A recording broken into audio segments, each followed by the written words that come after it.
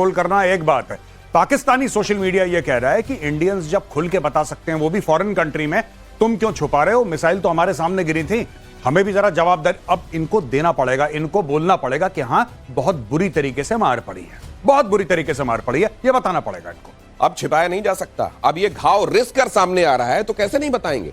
Muscular होता, अंदर का पेन होता, हो सकता है बर्दाश्त कर जाते, रात में कराहते, लेकिन ये तो रिस्क रहा है, नासूर बन गया, इसको कैसे नहीं स्वीकारेंगे। अगली खबर देखिए, ये खबर बहुत ध्यान से देखिएगा, ये खबर आपके मेरे जीवन को भी प्रभावित करने वाली खबर है। उसने नीचे लगाया टीएनटी, नीचे पूरा उड़ा दिया। अब इसमें सबसे बड़ी बात यह दिनेश पूछने वाली कि साहब ये क्या करना चाहता है, किसके लिए कर रहा है? Is it just to harm the Russians? नहीं, इससे ज्यादा है। ये जो इसके वेस्टर्न पार्टनर्स हैं, वेस्टर्न पार्टनर्स को यह दिखा रहा है कि रशिया तुम्हारे लिए थ्रेट है और तुम्हारे थ्रेट का मैं सामना कर रहा हूं, मुझे फंड करो, मुझे सपोर्ट करो, मुझे हथियार दो, रूस से मैं लड़ूंगा।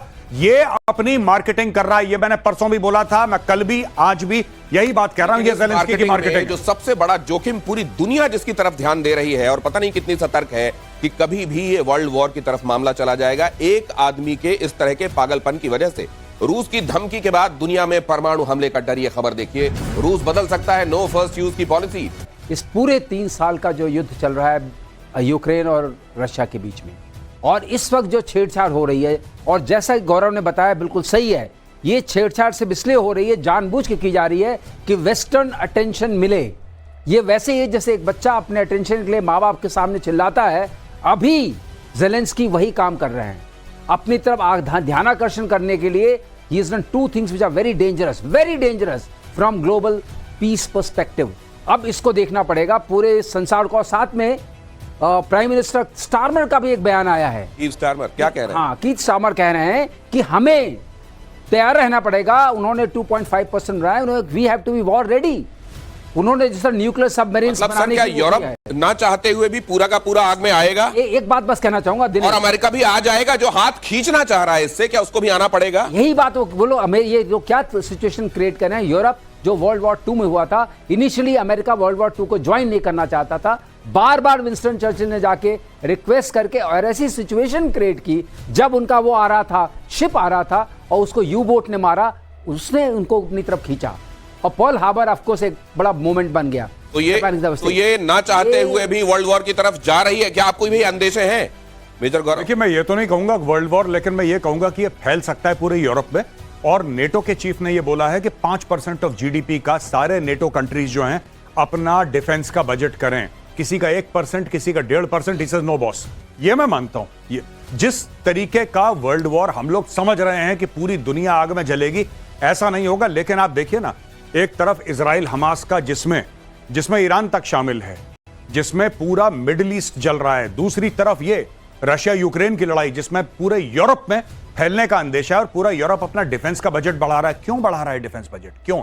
हम तो यहां पे टेलीविजन स्टूडियो में डिस्कस कर रहे हैं। यूरोप की कंट्रीज जो नेटो की कंट्रीज हैं, काफी सारी उसमें यूरोपियन कंट्रीज हैं, नेटो के देश कह रहे हैं कि 5% ऑफ जीडीपी हम कमिट करते हैं। आप सोच लीजिए, कोई भी देश, छोटा देश कहता है 5% जीडीपी डिफेंस में जाएगा। आप सोच लीजिए वो क्या करना चाह रहा है, उसको कितना खतरा महसूस हो रहा होगा कि अभी रूस आएगा। जिस दिन पुतिन सनका, मैं आपको बता रहा हूं, ये जो छेड़ रहे हैं ना, इसको ये क्यों छेड़ रहा है? एक तो वर्ल्ड अटेंशन के लिए, और इसको पता है यही काम पाकिस्तान ने पहलगाम में करा था। मैं आपको एक एग्जांपल देता हूं, पैरेलल नहीं है, मैं कंपेयर नहीं कर रहा, मैं आपको सिर्फ एक आइडिया दे रहा हूं कि पाकिस्तान ने क्या बोला। उसको पता था भारत रिटेलिएट करेगा, उसको पता था, इसीलिए वो चाह रहा था कि इंटरनेशनलाइज हो जाए कश्मीर। एक एम ये भी था पाकिस्तान का, कई एम हो सकते हैं, लेकिन उनमें से 4-5 एम्स में से ये था कि कश्मीर दोबारा 370-35 से हटने के बाद इंटरनेशनलाइज हो जाए। आज की तारीख में हुआ। पाकिस्तान एक लेवल तक सक्सेसफुल हुआ लोगों को मारने के लिए। कश्मीर का इश्यू इतना इंटरनेशनलाइज नहीं हुआ, लेकिन हां, उसने भारत में आके इनोसेंट सिविलियंस को मारा। यह बात सच है। नहीं गौरव, ये भी तो था, पाकिस्तान को ये था अपने आप को हाइफनेट करना था भारत के साथ। भारत प्रॉस्पेरिटी में इतना आगे बढ़ रहा था, 4थे कदम में पहुंच रहा है इकोनॉमी में, but still they wanted to hyphenate and वो इंटरनेशनलाइज करना था। तो कैसे करेंगे?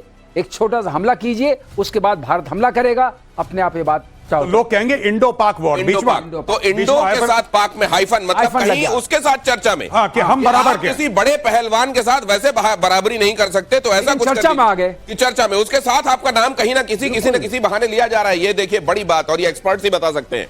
अगली खबर देखिए, अमेरिकी गोल्डन डोम की काट निकालने में जुटा चीन। चीन ने नई स्टेल्थ टेक्नोलॉजी विकसित करने का दावा किया। को क्या चल रहा है, सब लोग सोचते रहते हैं अरे J-35 ऐसा होगा, J-20 किसी ने देखा नहीं है वो। ठीक है, दूर से शो में अगर कोई शो हो गया कहीं पे एयर शो, उधर देख लिया। किसने चलाया है, किसने ऑब्जर्व करा है, कौन इसकी कॉकपिट में बैठा है, किसने उड़ाया है इसको, ये सब चीजें पता ही नहीं। किसको बेच रहा है चाइना, कौन खरीद रहा है। तो ये जो चाइना रखता है ना, और चाइना का जिसको हम लोग यूपी में कहते हैं ना भौकाल, चाइना ने भौकाल बना रखा है अपना कि अरे चाइना चाइना चाइना की टेक्नोलॉजी फलाना।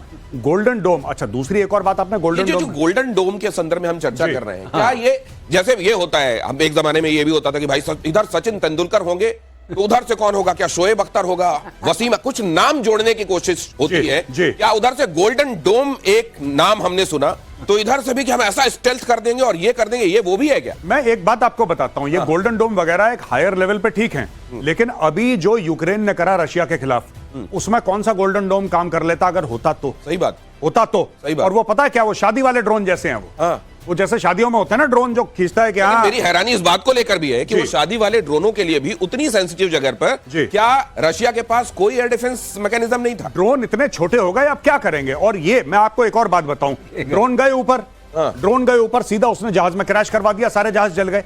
आप ये देखिए ना, ये गोल्डन डोम बिल्कुल बढ़िया है। स्पेस से कोई बैलिस्टिक मिसाइल आ रही है, इंटरकॉन्टिनेंटल बैलिस्टिक मिसाइल आ रही है, ऐसा आ रहा है वैसा, उस सब के लिए बहुत बढ़िया है ये, उसमें कोई डाउट नहीं है। वर्ल्ड का बेस्ट बनाएगा, अमेरिका बनाएगा।